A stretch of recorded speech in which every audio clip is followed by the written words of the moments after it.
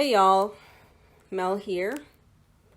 So recently, Rachel True, who's an actress best known for playing Rochelle on the 1995 film The Craft, she recently spoke out in an interview mentioning how she often is ignored for conferences and conventions. For those who haven't seen The Craft and who've never heard of The Craft, how dare you?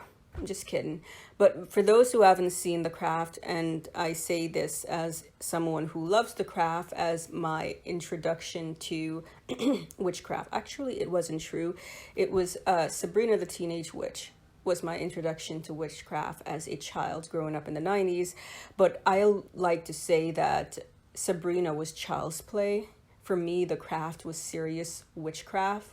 And that was the movie that got me into buying black candles. Yes, they existed. And red candles and wearing black nail polish and black lipstick and drawing strange symbols on my body because I just thought this is serious witchcraft. But that's a bit of a distraction. But for those who haven't seen The Craft, it is a movie about teenage witches, 4 teenage outcasts who get together to do a little witchcraft. To the other kids at St. Bernard Academy, they were the girls who didn't belong. Whatever you do, stay away from them. Why? They're witches. But after years of being on the outside... Why'd you lie about me? I don't want to go out with you again. Please, stop begging. It's pathetic. 4 girls are about to discover the dark side. You ever heard of invoking the spirit? Black magic. We can make things happen. I mean, this is it. This is real.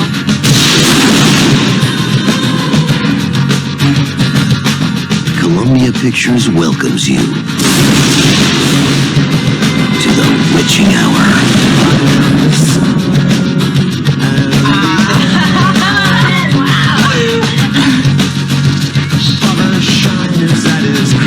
Check it out. Her spell is working. Sit.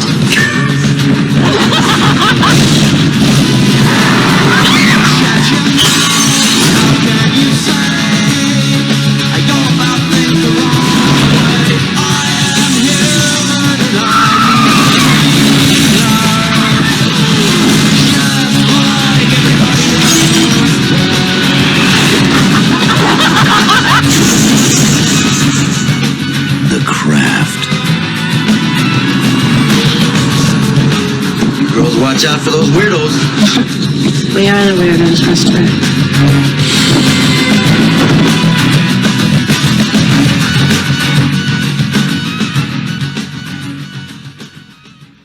We are the weirdo, mister. You know, that infamous line from Nancy. The 4 characters are the main protagonist, Sarah. She's the new girl in town and the one who completes the foursome. Sarah, her backstory is that her mom died and she lives with her dad and she feels isolated and alienated and alone, and naturally she falls in with some teenage witches. No big deal. The other characters are Bonnie, played by Neve Campbell, right before Scream and just around the same time as Party of 5. So she was already a big TV star going on her way to becoming a major movie star thanks to Scream. And she played Bonnie, and Bonnie was the shy one. She was the one with body issues and insecurity issues. Chiefly, she had some issues with her back. I want to say it's a sclerosis problem, but she had some weird scarring on her back that she could never get rid of, and it made her really insecure and really shy about herself. The third character, perhaps the most infamous and maybe even the more memorable or the most memorable of the foursome, was Nancy. Nancy was played by Fairuza Balk, who was a very popular actress during this time. And Fairuza's Nancy was perhaps the biggest outcast of them all. She was an angry white trash. That is to say, she was very poor and her family was dysfunctional. She lived with her drinking, smoking mom and her violent, sexually abusive stepfather. And Nancy hated being poor. She hated being white trash. She hated coming home to a dysfunctional home where her parents were always arguing. And Nancy was kind of the leader of the group. And then Sarah came. She was more or less the goody-goody two-shoe. But, you know, she was dealing with the grievance because her mom had just died. And she was alienated and isolated and somewhat gullible. She wanted someone to love. And this brings me to Rochelle. Rochelle is the character played by Rachel True. She is, spoiler alert, the only black girl of the foursome. She is your typical black girl. Now, there are issues with the craft that I can go into, but probably won't. Well, might as well I go into them. It's not a perfect movie. I didn't like the ending. I didn't like that the foursome broke up at the end, and I really wanted them to get back together. And one of my main problem was the portrayal of Rochelle, again, the black girl character. So unlike the others who I just told you about, they had their own personal issues, self-esteem, being from a dysfunctional family and feeling worthless and feeling lonely and alienated and isolated. Rochelle had no such conflict. Rochelle's main conflict was external, and it had to do with a bully, a racist bully played by Christine Taylor. And then later, when Rochelle confronts the racist bully Mean Girl, she made a comment about pubic hair and then laughed and said, oh wait, this is Rochelle's hair, suggesting that black people's hair was pubic hair. And when Rochelle confronted her and wanted to know what her problem was, she made the comment, again, depending on the version you've seen, she either said Negro, blacks, or the N-word flat out. Why are you doing this to me, Laura? Do you think you're funny? You really want to know why? Yes, I really want to know why. Because I don't like Negroids. Sorry. This is not a true conflict because it's external to her. It's not intrinsic to her. Basically, racism is external to black people. It's not an internal conflict that has anything to do with the black person. In fact, it has nothing to do with the black person and everything to do with the racist. Later, we know in the movie that she is dealt with when Sarah plucked out a portion of her own hair, the Mean Girl's hair, and they worked their juju on it. And later, mean racist bully's hair started falling out and she started freaking out. And then eventually she came around and I think she apologized to Rochelle. Here is the problem with this. This is more of a development for the racist bully than Rochelle herself. If you were just listening here, the only one of these two characters with a story arc is the Mean Girl bully. We saw her being a mean bitch racist. Then we see her flat out express that she doesn't like black people. And then we see her hair. She goes through the Mean Girl arc of being humbled. Her hair starts falling out. She goes bald. And then we see her come around and apologize and vow to be a better person to Rochelle. Basically, this is her arc. What was Rochelle's arc? No one knows. Because, well, it's not that we don't know, it's that she doesn't have one. Again, racism is external to black people. So Rochelle's arc didn't exist because it centered around the racist character who had nothing to do with Rochelle. And ultimately, it was the racist character who went through that metamorphosis, that self-growth. Unlike, this is in line with the other three white characters who we see go through their individual self-growth. Sarah, the main character, eventually decided that she doesn't, when her spell goes wrong and her crush becomes obsessive and completely determined to be with her at all costs, leading to his own demise. we see her realize that maybe these things were never going to make me happy, having someone care about me and love me. And then she went on to learn to stand on her own 2 feet and stand up to her fellow witches. Then we see with the Bonnie character, when her spell works and she's healed of her injuries, her scars, she gains self-confidence, and eventually, she learned to be less mousy. And we see with Nancy, once her spell worked and she gained money, she got what she wanted externally, and she took revenge against all the people who were ever mean to her ever. And she became the arch villain of the story, chiefly because she suspected that Sarah wasn't down with her murdering the would-be wannabe rapist, evil guy that they spellbound into being madly in love with Sarah. But anyway, a little murder, because Nancy is unhinged, and so she goes down that route. But this brings me back to Rochelle. There was nothing that Rochelle went through. Yes, the racist bully was no longer bothering her, but since we established this was never an intrinsic conflict that she had, what did that do when the racist bully was no longer bothering her? Sure, you may be able to argue that, well, she went from being bullied to bullying Sarah.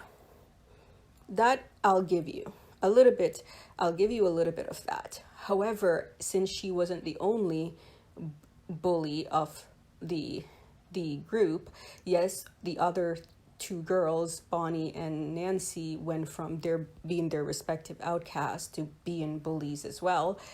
In the case of Nancy, the power didn't corrupt Nancy so much as reveal who she was, which is she was never a good person. Even when she got what she wanted, she never really became a better person. She just became worse. And that's partly also because Nancy's transformation was in fact external as well. So Nancy didn't express a need so much as a want.